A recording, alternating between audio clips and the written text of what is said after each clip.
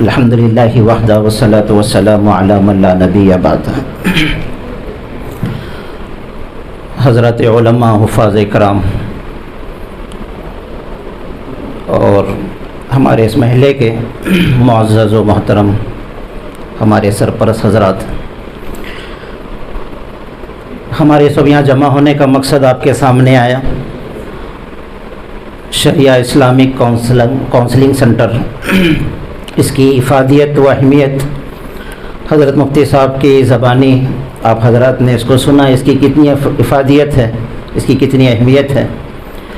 اور اس کام کے کرنے کے لیے امت کا درد اور غم، ان کی بے دینی ہمارے سامنے ہیں۔ ہم مساجد کے ائمہ ہیں، مؤذنین ہیں، حفاظ کرام ہیں، ہم چلتے پھرتے دیکھتے ہیں، کیونکہ ہم مدارس میں علم دین کو حاصل کیا ہے، اس علم کو یہاں پر بانٹنا ہے، اور جو اسلامی اعتبار سے زندگیوں میں تبدیلی لانا ہے، اس کے لیے میں بحیثیت کیا تعاون کر سکتا ہوں۔ اس لیے ہم سب کو یہاں پر مدعو کیا گیا ہے کہ ہم سب جانتے ہیں ہمارے محلے میں جو حالات آج ہیں، نوجوانوں کو دیکھیں، سٹے اور جوئے میں ہمارے نوجوان ملوث ہیں، اور کئی قتل ہمارے محلے میں ہوئے ہیں تجارتوں کی بنیاد پر یا دوسری چیزوں کی بنیاد پر۔ طلاق کی شرح بہت زیادہ بڑھ گئی ہے۔ ایسے بھی واقعات ہیں جو دو محرم عورتوں کو ایک شخص اپنے نکاح میں رکھا ہوا ہے ہمارے محلے میں، کہ دو بہنیں ہیں، پھوپھی اور بھتیجی ہے، خالہ اور بھانجی ہے۔ ایسے واقعات ہم روزانہ سنتے ہیں، اور رشتہ طے ہونے کے بعد ہماری نوجوان بہنیں جو دوسروں سے تعلق کی بنیاد پر نکاح سے پہلے رفو چکر ہوتے ہیں، ایسے کئی واقعات ہمارے محلے میں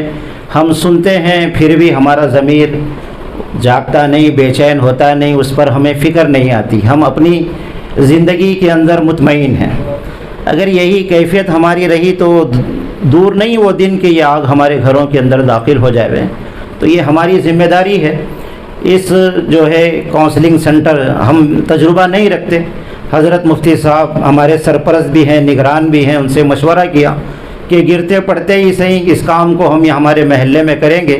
تو انشاءاللہ اس کے اثرات محلے میں پڑیں گے، کچھ اصلاح کا ماحول بنے گا۔ تو چند چیزیں اس کے مقاصد ہمارے سامنے تھے کہ ہمارے جو حضرات یہاں آئرن مرچنٹ کے جو ذمہ دار ہیں، اراکین ہیں، ان حضرات نے بھی ہم سے درخواست کی تھی کہ اس ادارے کو آپ ہر وہ خیر کے لیے استعمال کر سکتے ہیں جو ہمارے محلے میں خیر کے پھیلنے کا ذریعہ ہو۔ تو یہ حضرات ہمارے معاون اور مددگار ہیں، ہر طرح کا تعاون دینے کو تیار ہیں۔ تو یہاں پر کتب خانے کا نظم اور بہترین استاد کی نگرانی میں بہت سے حفاظ کرام جو حفظ کیے ہوئے ہیں اور دوسری مشغولیات میں ہیں، پتہ نہیں ان کا حفظ کتنا جو ہے مضبوط ہے، ان کے لیے دور کا انتظام کا مقصد یہاں پر ہے۔ اور اس کے علاوہ ہمارے نیچے کے حصے میں مستورات کا ہمیشہ اجتماعات ہوتے رہتے ہیں۔ تو مختلف حساس موضوعات پر جو ہے ہمارے محلے کی نوجوان کالج پڑھنے والی لڑکیاں ہیں یا مستورات ہیں، ان کو گاہے گاہے بلانا اور حساس موضوعات پر ان کے سامنے دین کی باتوں کا مذاکرہ کرتے رہنا، یہ بہت سے چیزیں ہیں جو مفتی صاحب نے ساری باتوں پہ روشنی ڈالی ہے کہ ہم اس کے لیے اپنا کیا تعاون ہم اس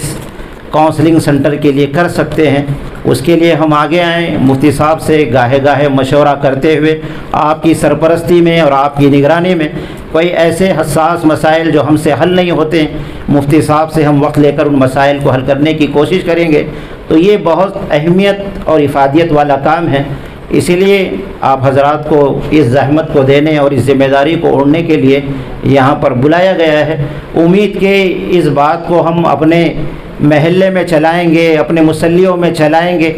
کہ بات انفرادی طور پر فون پر معلوم کرنے کا مزاج تو لوگوں کا ہے، لیکن جیسے بتایا گیا ہے کہ علم کو اپنے گھر پہ بلایا جائے گا یا فون پر سرسری مسئلہ پوچھا جائے گا تو اتنی جو ہے دین سے اور دینی احکام پر عمل کرنے کا داعیہ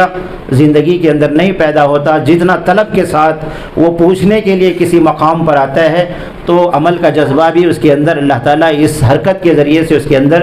پیدا کرتے ہیں۔ اللہ آپ تمام کی جو ہے تشریف آوری کو قبول فرمائے، اور خصوصاً حضرت مفتی صاحب سے ہم بڑے ممنون و مشکور ہیں کہ آپ اپنی گوناگوں مصروفت کے باوجود بھی ہماری درخواست پر یہاں پر حاضر ہوئے ہیں۔ بڑے آپ کے محلے کے شہر کے اندر جو ہے اصلاحی پروگرام بھی ہوتے ہیں ہر موضوع پر، جو ہے ہم بھی ان سے استفادہ حاصل کریں گے۔ اللہ ہم تمام کے جڑنے کو، کہنے سننے کو عمل کا ذریعہ بنائے۔ وآخر دعوانا الحمدللہ رب العالمین۔